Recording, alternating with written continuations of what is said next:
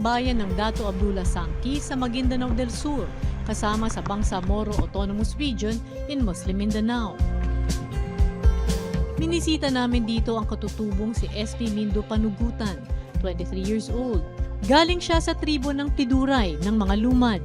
Ikinwento ni Esme kung paano siya iginapang ng mga magulang sa pag-aaral dahil sa hirap ng buhay. Kasi po yung parents ko, yung trabaho nila, nag-ano lang, yung arawan, tapos nag-farm lang sila. Tapos po yung papa ko, naoperahan po siya ng almost 6 years, hindi siya nakapagtrabaho. Hanggang tumuntong po ako ng high school.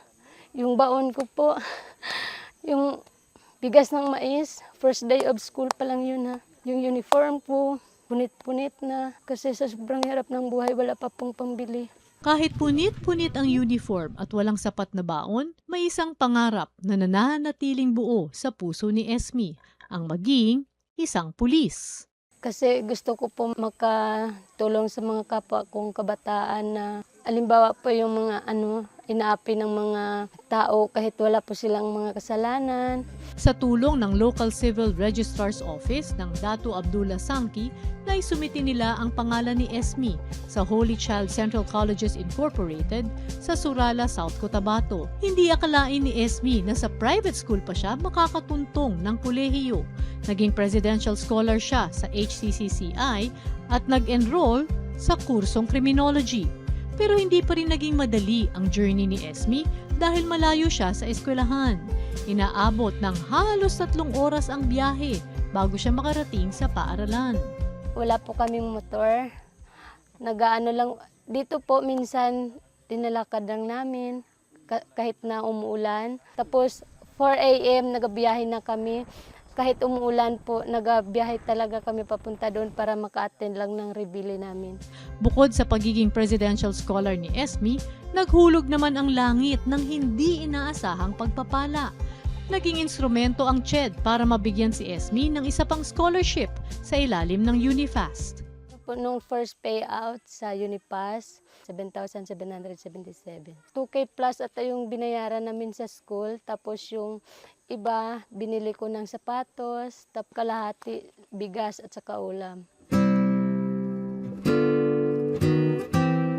Sa gitna ng pag-aaral ni Esme, narinig naman niya ang tawag ng pag-ibig at naging isang ganap na ina noong 2023.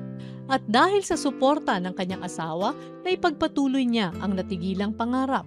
Kahit po may asawa or pamilya na po sila, ma'am, kung may pangarap po sila sa buhay, magpatuloy lang po sila sa kanilang pag-aaral para po makamit nila ang kanilang pangarap sa buhay.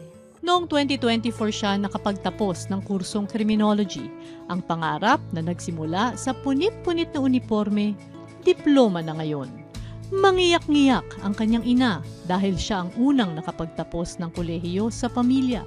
Kaya labis-labis ang pasasalamat ni Esme dahil tinulungan siya ng HCCCI at ng CHED para makapagtapos. Sa Holy Child po, maraming salamat dahil po naka-avail ako ng UniPass. Kundi po dahil doon, mas siguro hindi po ako makapagtapos ng pag-aaral.